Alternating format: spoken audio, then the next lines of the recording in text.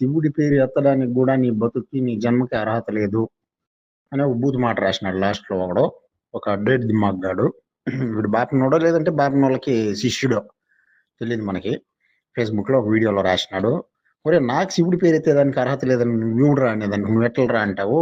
నీ బాపినోళ్ళు, మీ పీఠాధిపతులు, శంకర పీఠాలోళ్ళు తరతరాలుగా శివుడికి భూత్ కథలను అంటగట్టి, భూత్ పురాణాలు, శివ పురాణం, లింగ పురాణం అని చెప్తా ఉంటే, దాన్ని నేను ఎండగడతా ఉన్నాను. వాళ్ళని విమర్శిస్తా ఉన్నాను. వాళ్ళ మాటలను ఖండిస్తా ఉన్నాను.